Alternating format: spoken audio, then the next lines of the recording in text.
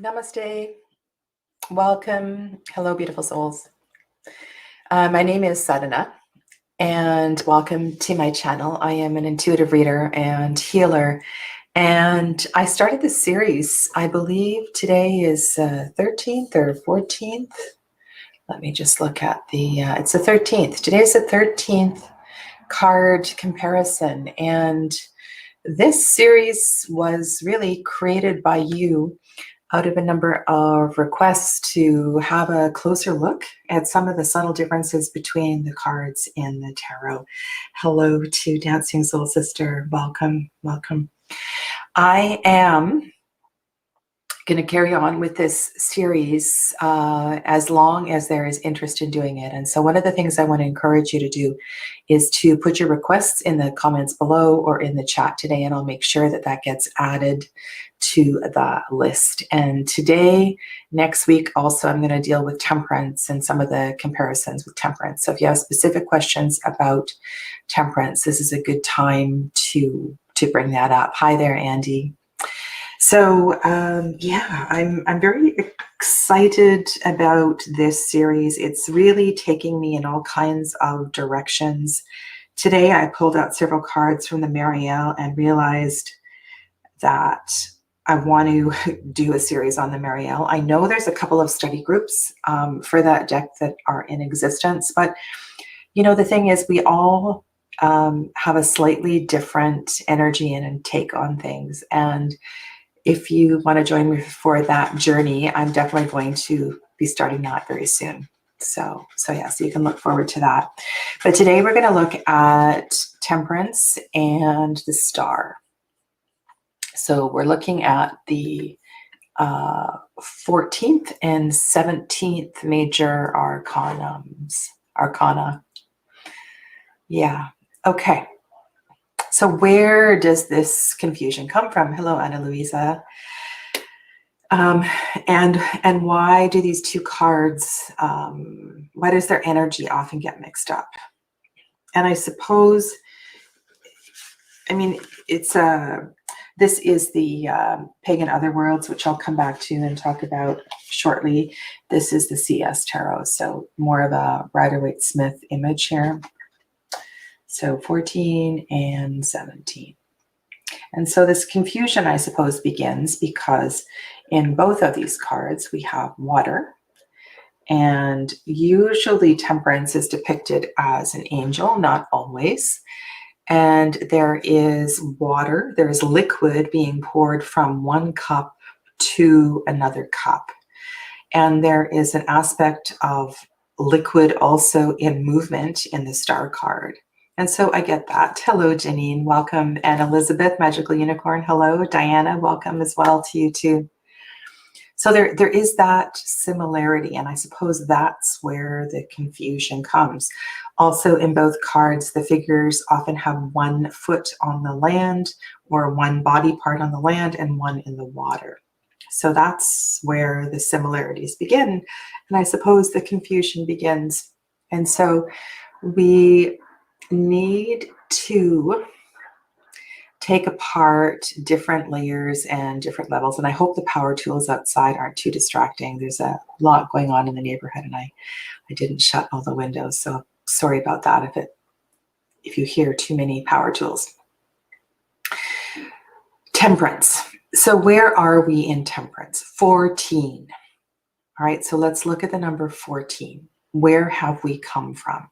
We've come from 13. We've come from death. If you study the tarot in the groups of 7, Temperance is at the end of the second septenary. So it is the 14th card. The Chariot finishes the first group of 7. Temperance finishes the second group of 7. And so in a mystical, magical way, Temperance is connected to the Chariot. They are both completions of a cycle, of a level in our journey. And Temperance is the entrance to the third septenary, the beginning of this cosmic, much higher level frequency set of cards. And so what do we need to do as we walk into that third septenary? You know, there's a level of preparation that is necessary. And if we compare the Chariot to Temperance, sometimes that can bring clarity as well too, because we do see the black and the white, the masculine and the feminine in the Chariot card, represented by two sphinxes or often two horses. And so this is a really interesting comparison to look at as well too. So here we are, the Chariot prepares us to move into the second septenary. The Temperance card prepares us to move into the third septenary. So having that in the background itself can start to, okay, what are we doing here? What is this? What is this about? What is this preparation that's necessary? And in the Temperance card, we have, hello, D. Lady. Hello, welcome. In the Temperance card, there is this magical, alchemical intention of balancing fire and water. And if we want to go and look at the alchemy of temperance, what does temperance mean, right? Temperance is metallurgic, right? It's turning iron into steel. It's turning, I mean, you can go back through, you know, the mystical schools, magic and mystery. Temperance was about creating gold from mercury, creating, it's about that, it's about alchemy. And if we can take that in extension, I'm sorry, I don't have the, do I have the Druid Craft here?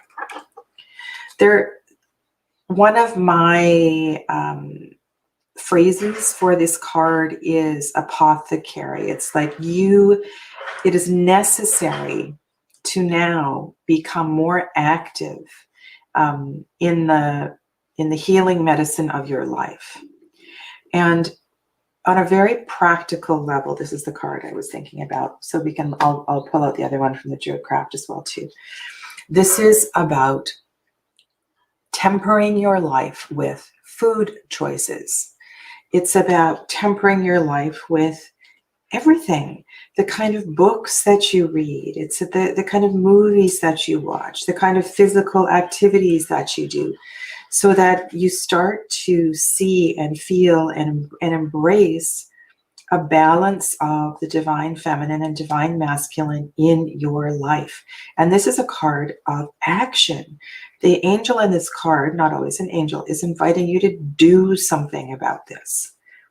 Is this about making tea, making medicinal teas? I seem to have gone right by the star card. I'll find it in a second. Right, we can make teas, we can make kombucha, we can make synergies of essential oils.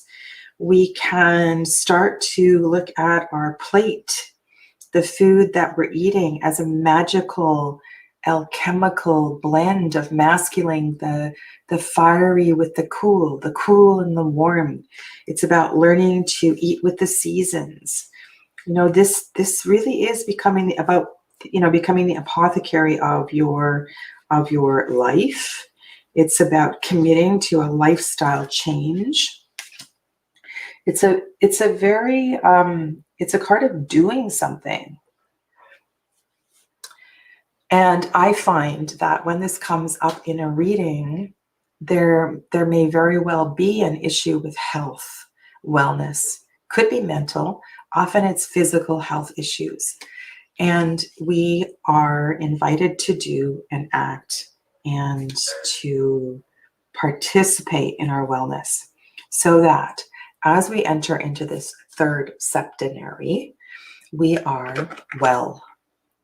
We can't start to mess with cosmic consciousness, deepen our meditation practices if we're not balanced.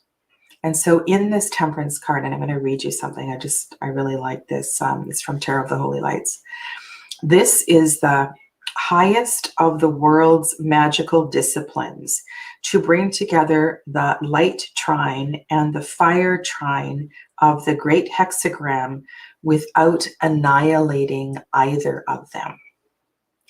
And so you can also compare this card to the Lover's card.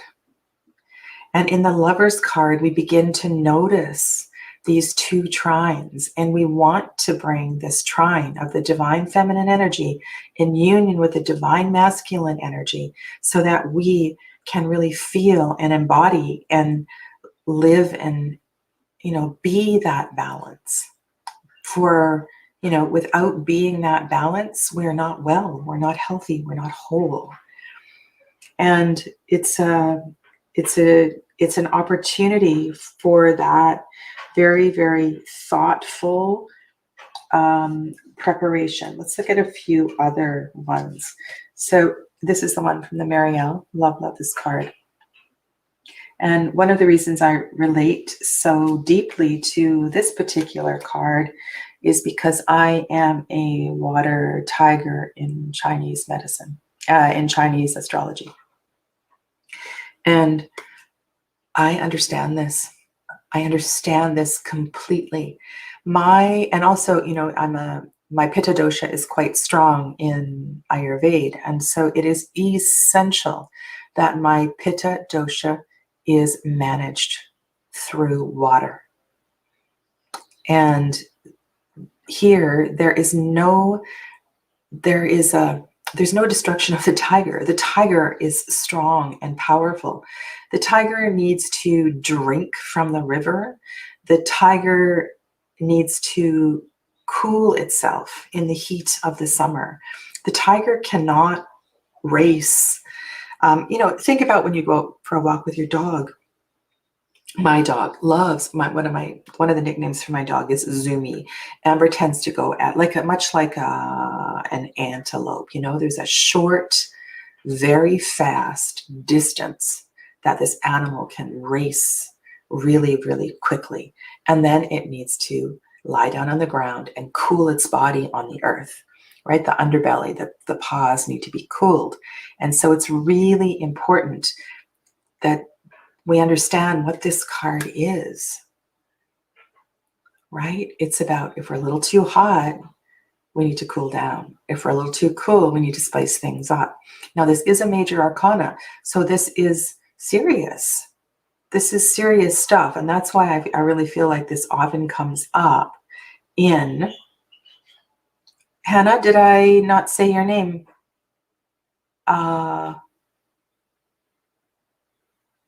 Okay, sorry. I won't get lost in the chat. I want to keep this train of thought going. So this is a real invitation to invite balance into your life and to think about how you're going to do that. I left this Shiva Lingam on the table. This is one of my favorite crystals to work with. And it's not a crystal really, right? It's the crystalline. I don't know the chemical composition of Shiva Lingam, but it is. It's often said to. This is people consider this like a sexual symbol connected to Shiva, the divine masculine energy. The yoni is the feminine symbol. But a lot of these rocks have this beautiful, sometimes it's a wavy color, sometimes it's a balance. And I chose this one because it was half dark and half light. And when I hold this rock, the shape in itself feels balanced. It's like holding an egg. When you work with an egg crystal, there's something really healing about the shape of the egg, the balance of the egg. And so this is a card of balance. And what we need to understand is that Shiva cannot exist without Shakti. Shakti cannot exist without Shiva. They are one and the same. And so when we start to feel imbalanced, it's because we have forgotten about the other. And so here in Temperance, we're invited to bring that balance in. Okay, does that make sense? So the the fact that it comes after death too is really interesting. And so part of that experience for me is that after death, we really do need to fill our cup. And what does that mean? You know, filling your cup means being acutely aware of how we need to invite this health and wellness back into our lives. Yeah. Okay.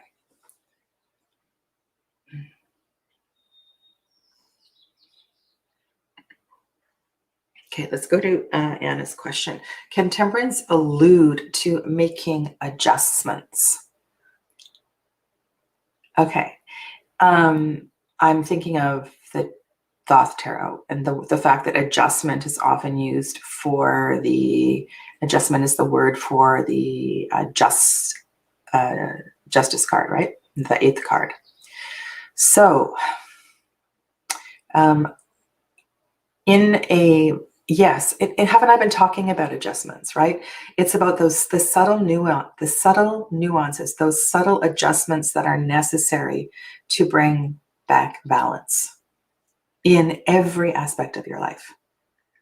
Okay, so yes, I just don't want to confuse the word adjustment with one of the alternate names for the Justice card. And I believe that was another request by Janine as well, too, to look at justice in comparison with temperance. And that is on the list. I think judgment is another one. So there's a whole bunch of subtle nuances that we need to reflect on in regards to temperance. But I think one of the big ones is to really understand the power of the 7. Okay? I hope you're with me, because there's so many subtle layers to this card to understand. And when we compare it to the star, it's important that you have some reflections on some of the things that I've been saying. Okay, so one cannot exist without the other. We can't have Shiva without Shakti. This is the completion of the 2nd septenary. It is preparing us for this more challenging 3rd septenary, this third part of the journey, a journey deeper into cosmic consciousness, to a higher connection with our soul. Yeah, and so this is connected also to the sign of Sagittarius, right? I have Sagittarius in my chart. Sagittarius is my ascending sign, which is kind of interesting. Really, really, like I said, resonate with this particular card here. And perhaps this is one of the reasons that I am so interested in alchemy and do the kind of work that I do. I'm not an astrologer, so I'm not going to go any deeper into that. I was talking about the Marielle earlier, and Marie White has done such a beautiful, beautiful work with this deck. And we see this evolution of fire, right? Connecting to Sagittarius, Sagittarius being mutable fire. This journey through fire. In astrological associations, temperance, Sagittarius is connected with the 8, 9, 10 of Wands. And so I was just looking at the journey of this 8, 9, 10 of Wands in the card and just thinking how temperance was almost healed in this 10 of Wands. And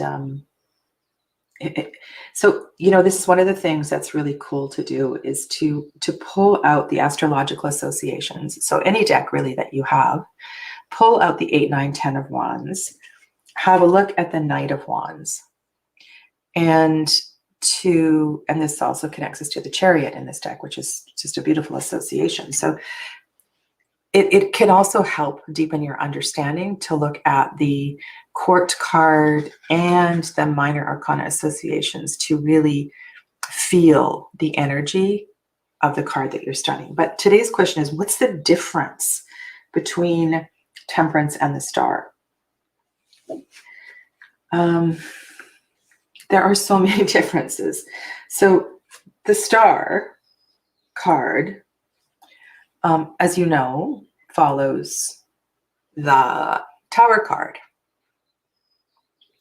And the Tower card is an energy of chaos. We have two very powerful karmic reset cards that come before the Star. So in the, I'm just going to go back to my notes because I don't want to miss anything here. There's something I wanted to say. So in the Devil, right? So in the Devil, we are managing our desires. We're learning about our relationship with a bunch of second chakra stuff, right? The Devil is so connected to the second chakra. And it's a really important, the Devil energy is always with us, but we work with our desires. When we shift into the energy of the Tower, it's almost as if we haven't paid attention to what happened in the Devil, and we're faced with karmas. Big karmas are blasting through. Samskaras are really, really coming to the surface. And I'm sorry if you can't follow some of this language. It has to do with, and this is also why it's important to compare these cards to justice, because we will do that. But as we move through the energy of the Tower, a lot of that stuff that's been rumbling under the level of the surface is coming through. And then in the Star card, we have some peace. We have some much needed peace. The Star is connected to integration, right? It's a card of integration.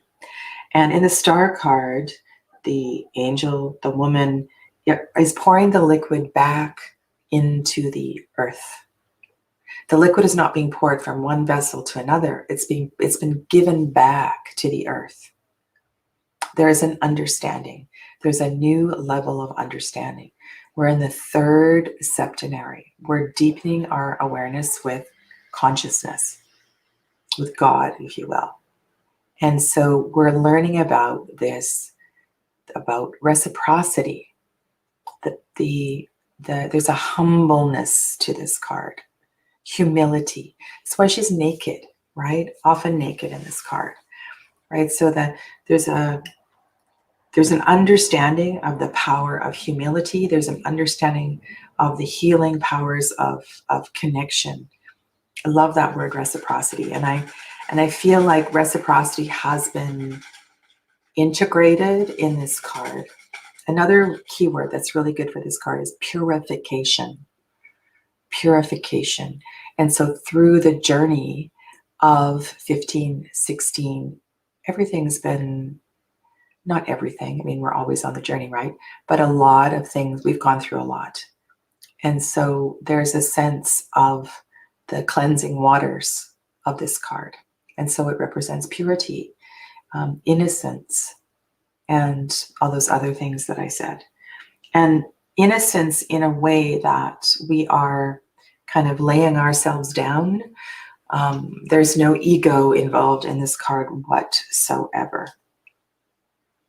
Now, a lot of this goes, while we look at Sagittarius connected to Temperance and Aquarius is connected to the energy of this particular card, some of the minors and the major arcana, some of the minors and the court card associations are a little more challenging in this one, to bring in this kind of discussion that I'm having here. The court card that is associated with this one is and there's a few different ways. There's a few different ways to do this. This is just one of them, but it's the King of Swords. So here we are in fixed air, right? Fixed air. And what does that mean exactly? But the thing I like about this King of Swords in the Mariel is that it's a very high frequency of the King of Swords. It's an evolution of consciousness, right? It's gone from that kind of, book knowledge to there's a real sense of wisdom here. And there's a foundation, right? The Emperor, it has more of an Emperor energy. 14, so here's another thing. So Kings, 14, are connected to the sevens. The star also has a 7 in it. So this is another kind of underlying magical aspect of the 14, of Temperance 14 and the star 17, is the connection to the number 7. The King also is the 14th card in the minor arcana, right? So in the duality of the minors, we have the 7, and then we also have the King, and the one of the minors that's associated with the star is the 7 of Swords. So sevens play really big into both of these cards, the energy of 7. So it's really worthwhile if you're not familiar with numerology in any way. Hey there, Valley, did I greet you when you came in? I'm sorry if I missed you. Lydia Ann, you take good care too, and I'll see you soon. So taking time to understand the power of 7. There is a peace and less action in the star card than there is in Temperance. So the Temperance card is about choosing to do something. And the star, and this is my interpretation, okay? So there's lots of different interpretations, but I see the star more as a card of integration. There's not much going on. It's like the waning energy of the moon cycle versus the waxing energy of the moon cycle. This card has a waxing energy. This card has a waning energy. And that might help you as well too, to understand. Okay. Now let's go to the other symbols that are in the background of many of these cards. And I'm going to go back to the RWS. We see it in this one.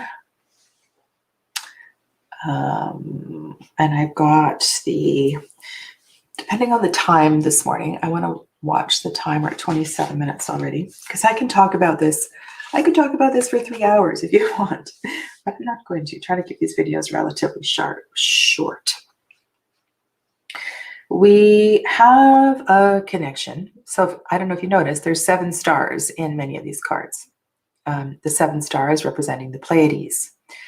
And if you think about the energy, and then the other card is the other star is the sun. And so we have within the energy of the star card, we have, because it's at night, right? We're seeing the stars, so it's at night. So we have the energy of the moon. We also have the sun is represented in this card. So this card is a beautiful integration of star, moon, sun. And it's really helping us to move forward on the journey. In the Wildwood Tarot, which is the deck on the right, we actually see the Fool. We see the Fool heading off through the forest, being guided by the North Star on a next leg of the journey. And the reason I want to talk about these 7 stars is that these 7 stars are also connected to the 7 chakras. And when we think of 7 chakras, or the 7th chakra in particular, this is a sign of awakening. It's a sign of there's a commitment to the journey, and so there's a humility. There's a surrender. There's surrender to this process. The star. To me, this is much more than hope, and it's a positive card, but it can also be challenging for some readers, because it's hard for some people to not be active, to not be busy. And humility can also be really, really challenging for some people. And this is, especially, if you read reversals and this comes in upside down, that's going to be, one of the messages. It's not that it's hopelessness. It's that, honey, you need to get humble here. You need to get really, really humble. I'm hearing the words of one of my yoga teachers. And this has to do with a reduction of the solar plexus energy, and where we live in ego. And this is, you cannot be living in ego any longer in this particular leg of the journey. And if there's issues of conflict with this, they're going to show up on the other cards in a reading. And so for me, this is these energies are so very, very different. And it just takes a little bit of time to compare and to start to reflect on different decks, different resources, numerology, subtle symbols, and so forth. These are the two cards, Balance and the Pole Star from the Wildwood Tarot. I was talking earlier about the Lover's card. And so in the Wildwood Tarot, 14 Balance is a card that is associated with Beltane, as is 6, the Lover's card, called the Forest Lovers in this deck. And here we see the caduceus. We see the sign of Hermes, right? We see the red dragon and the gray dragon, or the blue dragon, intertwined around the pole, the staff. And it is through this union that we find our balance. And then in the Pole Star card, here we are off on a new leg of the journey. And in the Wildwood Tarot, this is the card, the 17 Pole Star comes in at the beginning of the year. It's the card that represents when we enter into the time of arrows and we start our spring journey. So there's so many differences, and I hope that some of this gives you a little more clarity and insight, and also I want to say courage to explore these cards. Yeah, so I'm going to carry on talking about temperance next week, and I'm going to go through the list and see which one that I will do. But in the meantime, get out your Lover's card, get out your Justice card, your Star card, and start to have a look at these. You might want to pull out all the 7s as well too. Or if you were interested in some of the things I said about the astrological associations, that might help. Okay, so I look forward to your questions in the comments below later. And as always, send in your requests and I will be back next week. I'm also going to be on in an hour, just under an hour and a half. I'll be back with live readings. I need to create the thumbnail, but I'll see some of you very soon. Namaste. Take good care of yourselves.